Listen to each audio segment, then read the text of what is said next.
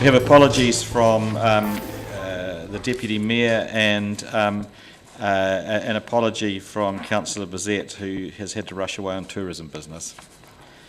So I'll move that those apologies be noted. Those in favour? Against? Got in just in time. Thank you. We've got no public forum, and I'll move the confirmation of the agenda. Do I have a seconder for that, please? Thank you, Councillor Lord. Those in favour? Against? Carried. We'll move to item 4. Sorry, 5. Yes. If I could make a comment on the confirmation of the agenda. Would it be possible in future for the tables in particular, for instance, on page 11, to be readable? Yes, yeah, it's not just for the hard of hearing that they need to be larger. If you've got a whole big page, why would you put all the information on half of it so small that you can't read it? I'm assuming that it's a function of the reformatting of these reports. Certainly it was testing me, and could we just have some confirmation that it'll be sorted for next time? Great. It will. And actually also in general for a lot of the information that we get on slide presentations, things that actually are legible on a slide, when we get the copy with 6 little boxes on a page, again, for the elderly amongst us, and I count myself in that now, it would be so much easier if we could have them actually filling the page rather than just condensed so small that it's a struggle. Your comments have been noted, and as I say, I think some of the tables in this report were exceptionally small. Exceptionally small. The cynical might have thought there was something to be hidden, but I don't believe that to be the case. It had me looking, I have to say. Councillor Noon's happy to donate a pair of glasses if you want. Yes, Councillor Noon, do you have something else to add? All right. Okay, Grant, I'll hand over to you. All right, thank you. So for the financial, or for the results to 29th of February, operating deficit for the year to date was 5.9 million. This was 400k or $400,000 worse than budget. If you exclude the Waipori Fund, overall there's a favourable variance of 1.3 million. So yeah, core operating activities we had a favourable variance, but when you take into account Waipori Fund, because the result it said for the year to date, it made it unfavourable. The overall unfavourable variance, though, is due to high depreciation costs, which is spelled out in the report. The unfavourable movement in equities in the Waipori Fund, particularly international equities. Often what happens here, though, you have international markets drop in the exchange rate will often soften that blow. That hasn't happened as much this time round, or this year to date. And we've also had lower than expected grants revenue, which is a operating line. These are partially offset by timings and savings in asset and operation and maintenance costs, lower than expected interest costs due to lower interest rates and also less debt, additional operating revenue, and savings basically in general administration expenses across council. Capital expenditure was less than budget by $3.3 million, and you'll recall a couple of months ago we were very close to that, but we've started to go favourable for the year to date. And term loans are now just below $230 million, which is $16 million better than budget. That's it. I'm sorry, this is one of those, like a double negative that I always get confused when you talk about depreciation costs are higher. So to clarify that, my understanding is that that's not necessarily a bad thing, because it actually means that we've got a higher value asset and therefore the depreciation at set rate is higher, or does it mean that we need to spend more money on fixing it? Because that it has...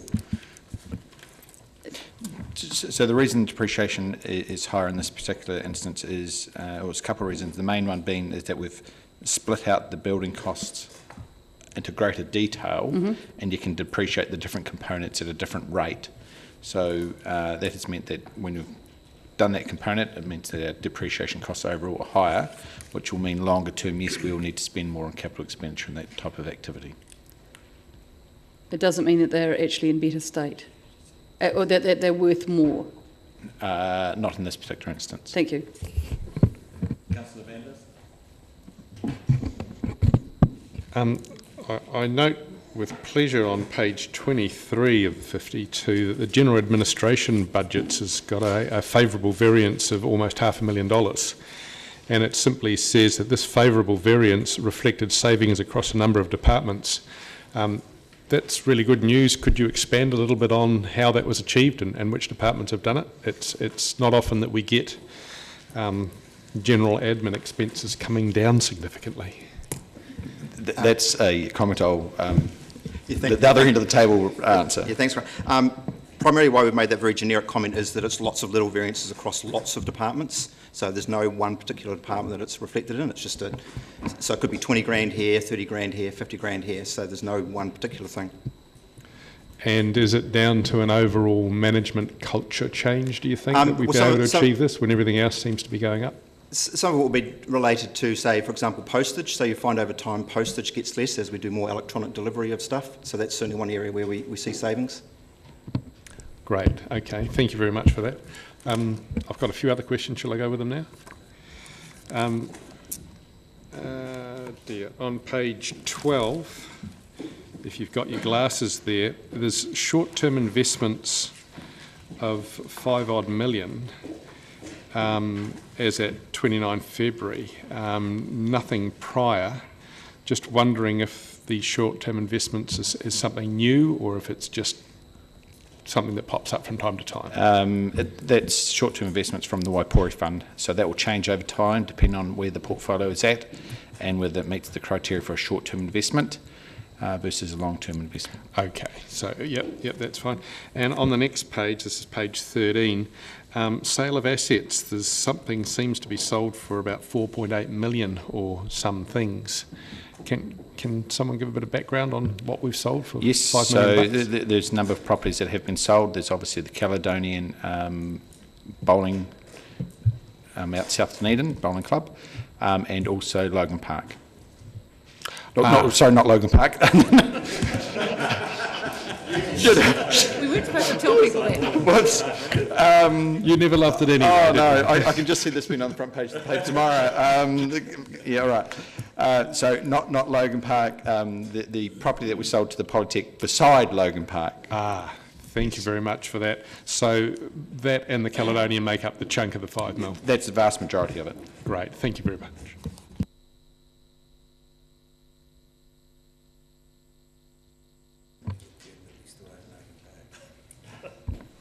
I think we had that answer, Councillor Lord. Grant, on page 7, and I also noted it in the second report we have, Waipori Fund resulting from unfavourable movements, including realised losses associated with the disposal of some international equities. So we sold... Do you want me to list the internet? Well, I can't list the international equities off the top of my head. One is BHP, yes. So there's a number that of equities that we've lost money on, which is a function of the market. You're going to have swings and roundabouts. But with the disposal of, was some of that from the debate we had over investment in fossil fuels? So you recall at the 28th of April last year, we implemented the new SIPO, Statement of Investment Policies and Objectives. It gave us 2 years to exit a number of shares. So we have just finally finished that process, and I know there was a query at the last council meeting, which I've just finally got some information for, which I'll be circulating to councillors about the loss or otherwise on those particular equities. Okay. I would basically see it as swings and roundabouts with the Waipori Fund and our interest. What we're not earning in interest or in investments in the Waipori Fund, we're actually saving on the interest we're paying.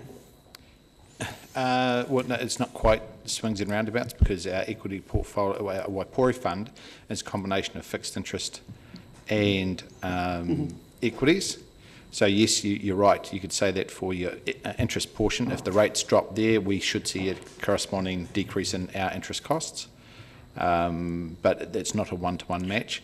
No. The big issue that we have is that for our interest costs, the bigger driver there is that our debt levels are lower than expected. So, you know, we're now below 230 million, which I think's been a very good outcome for us. And interest rates are lower than budgeted. Yes. Yeah, that's But it is, fair. it's only Combination. marginally lower because the problem, well, the issue that we have is that you have, they just don't drop. It's not, we don't have it all on floating like you would at home. No, no. So you don't get the 25 basis points drop straight away. A lot of ours is effectively fixed over a number of years, which means it takes time, but and vice versa, when interest rates go back up, you get that benefit as well. Okay, thank you. Thank you. Just a quick question around the water and waste, three waters, unfavourable variance in operations and maintenance. Those two, the unplanned expenditure on the Green Island treatment plant thermophilic digester and the other Mosgiel water and waste treatment plant emergency repairs, what were they related to, or what triggered those? Don't know. That's fine. Through you, Mr. Chair. Mosgiel, I think it's just been a case of, as I understand it, it's a plant that's been sitting around still in use, if you like, for a number of years. I'm not sure it's been getting all the maintenance it needed to get. It's one of those plants where do we keep it, do we not? It's still being kept operational, but I mean, at the end of the day, it's quite an old plant. And then eventually things start to go wrong with it. So I think it's just a condition, asset condition. Green Island, I think, was just the failure, or it became an issue with the digester out there, which had to be addressed. As part of that process. Again, that plant is starting to age a little now, so you're going to start to see issues with plant maintenance. Yeah. Okay, that's fine. I guess it just raised a question for me. If we've got two lots of unplanned expenditure in the maintenance area, are we taking given the cost of those plants, are we taking, or do we need to take a closer look at what we ought to be budgeting in that area? I guess the comment adding to what Laurie said is that you will always have, whether we like it or not, even with the best scheduling in the world, some unexpected expenditure.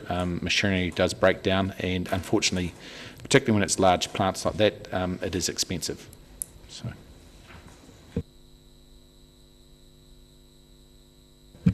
Any further questions? Not just, could I have someone, I'll move. Are you moving? Can I have a seconder, please? Thank you, Councillor McTavish. Any discussion? Is it both items? No, I'm taking them separately. So any discussion? We're still on item 5. Can I just pick up on a couple of things? I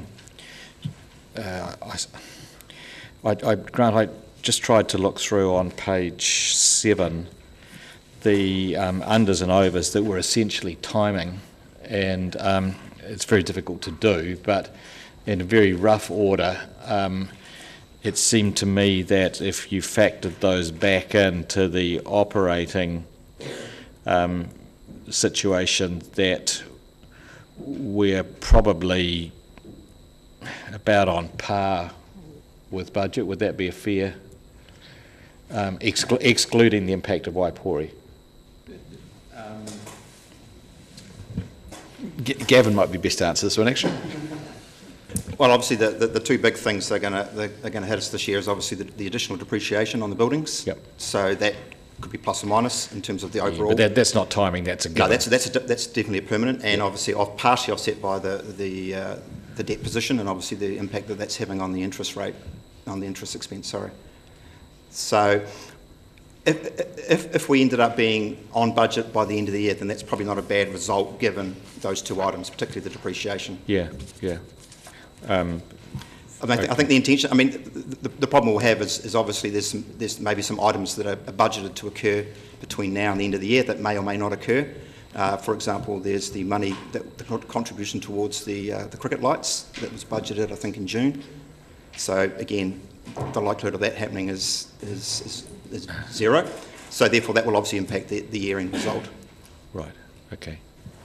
And the other comment I just want to make around the disposal of equities, can I just pick up on Councillor Wiley's not particularly oblique question? There is an alternative way of addressing that question, which is to ask, had those equities not been disposed of, would they have been worth less to us at this point in time than they were when we bought them? It's a rhetorical question. And so whether we disposed of them and made a loss or kept them and made a loss, we still made a loss. That's just my comment.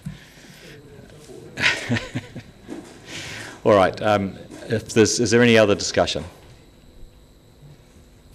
I'll put the noting of the report. Those in favour? Against? Carried. We'll move to item 6, which is the prior month, and sorry, I'm just finding the right page. Any questions about anything in the earlier month? No? Then would you like to, somebody like to move the noting of the report? Thank you. And seconder, thank you, Councillor Hall. Any discussion? There being none, I'll put it. Those in favour? Against?